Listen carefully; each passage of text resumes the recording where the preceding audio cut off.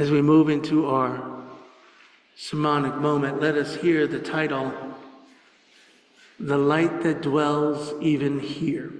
The light that dwells even here.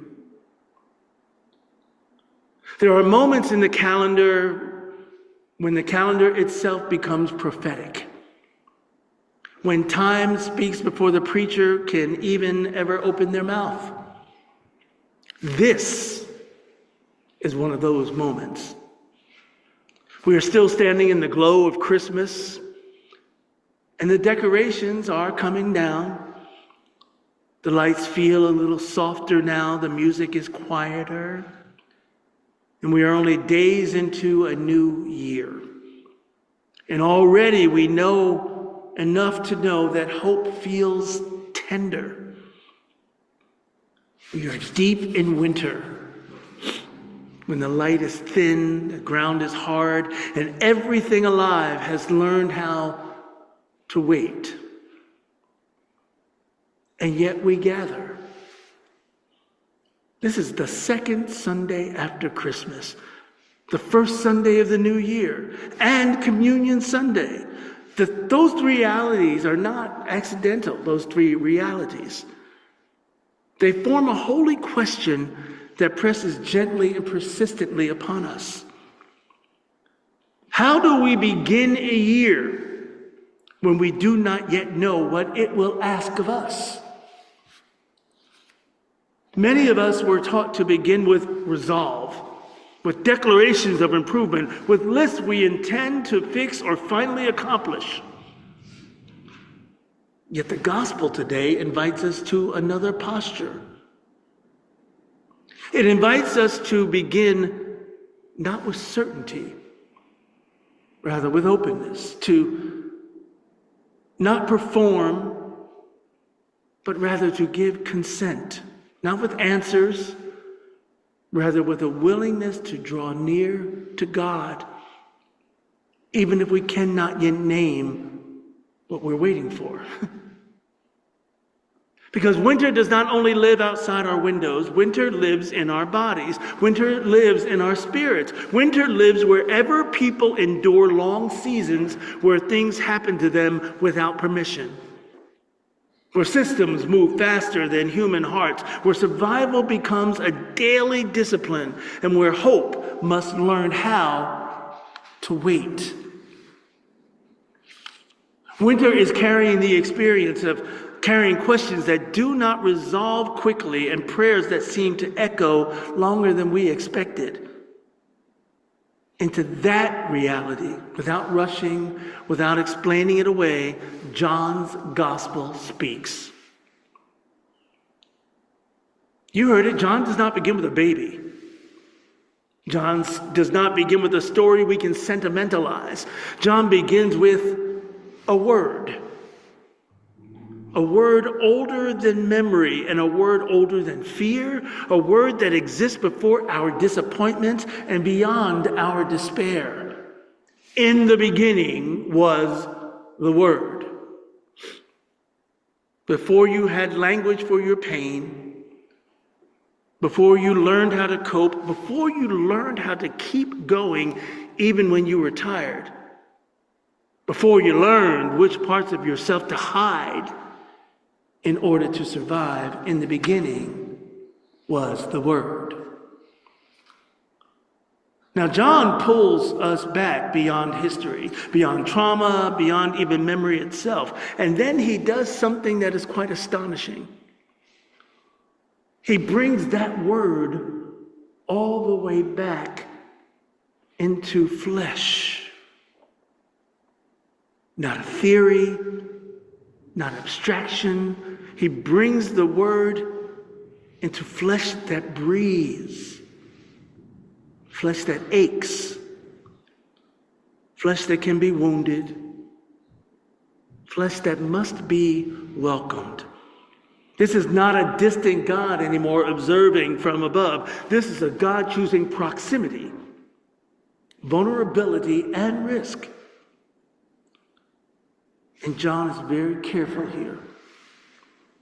When he says the word dwelt among us, He's not using a poetic filler. He's using the language of the wilderness.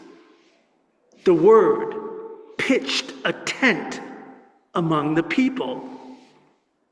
The same God who once traveled with Israel in a tabernacle in that tent now chooses to travel with humanity in flesh, vulnerable, present, and close. Because a tent is not permanent. A tent is not fortified. A tent does not dominate the landscape. A tent is temporary, flexible, responsive to the movement of people. A tent is something you live with, something you can enter or something you can walk past, something that honors freedom rather than control. John is telling us that God did not build a fortress and demand loyalty. God pitched a tent and made nearness possible. God chose a presence that could move with people through uncertainty, through displacement, through long seasons of waiting, through joy and grief alike. What John is showing us here is this. The incarnation is not about God demanding access to us. It is about God offering nearness and waiting to be received. And here is where both the academy and the church have sometimes struggled. The seminary and the presbytery, especially in these traditions that value order, clarity, and reason. Reason is not the enemy of faith. Reason is a gift. Yet when reason becomes the gatekeeper of belonging, faith can quietly lose its warmth. Over time, light became explanation, certainty, control. Darkness became feared as failure or absence, as if only God could dwell where clarity already exists. John refuses that fear. The light shines in the darkness, and the darkness did not overcome it. John does not say that the darkness understands the light. He does not say the darkness welcomes the light. He does not say the darkness disappears. He says the light shines faithfully and persistently, and the darkness does not overcome it. Darkness is not the enemy of God. Refusal is. This is why the prophets matter here. Jeremiah spoke hope to people still standing in rubble. Isaiah promised light to a people still walking in a shadow of an empire. Neither waited for conditions to improve before proclaiming God's nearness. And John stands in that same prophetic stream, reminding us that God does not wait for clarity before drawing near. The light shines in the winter. The word pitches a tent before the thaw. And then John makes one of the most tender claims in all of Scripture. To all who received him, he gave power to become children of God. Not to those who mastered him, not to those who explained him correctly, rather just simply to those who received him.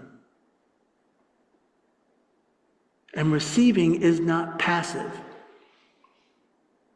Receiving requires consent. You cannot receive with clenched fists. You cannot receive while protecting yourself from being touched.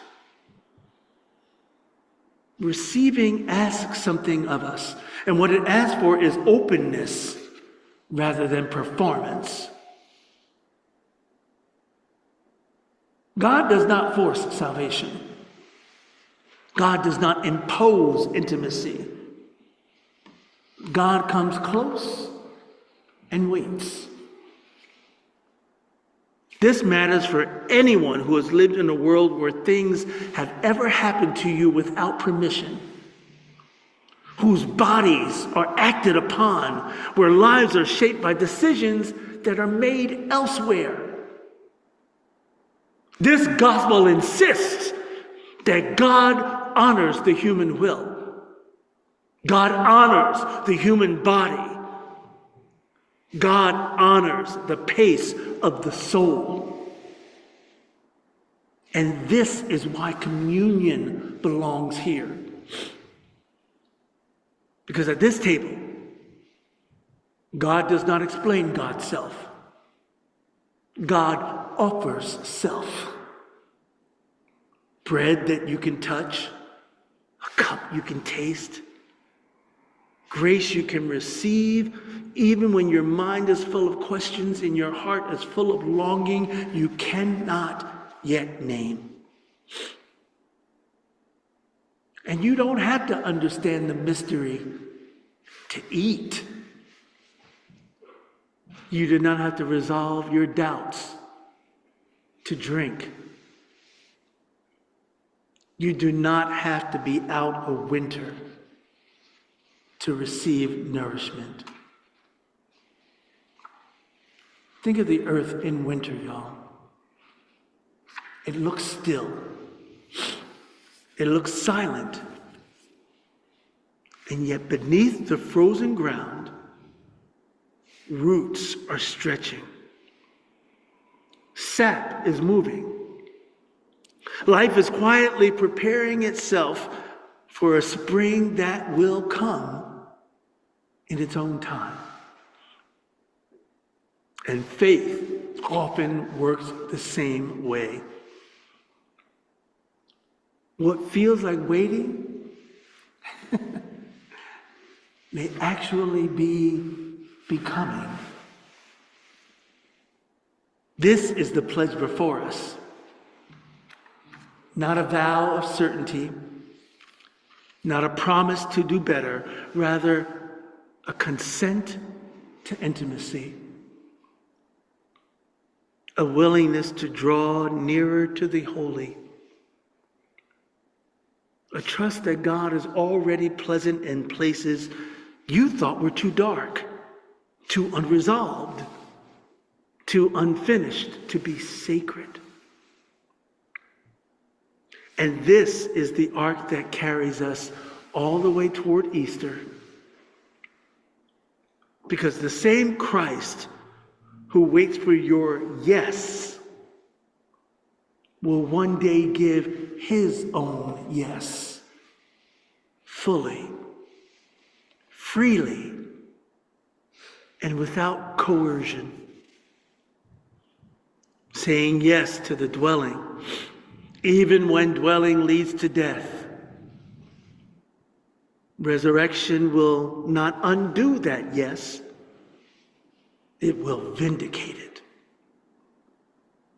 So today, in this winter season, at this table, at the beginning of this year, the invitation is not to solve the mystery. It is simply to receive it, to consent to nearness,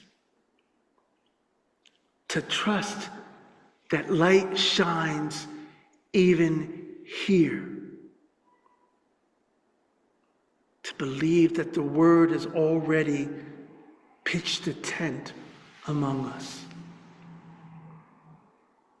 Faith does not begin with understanding. Faith begins with the courage to draw near. And the good news is this: God has already drawn near to us. Thanks be to God.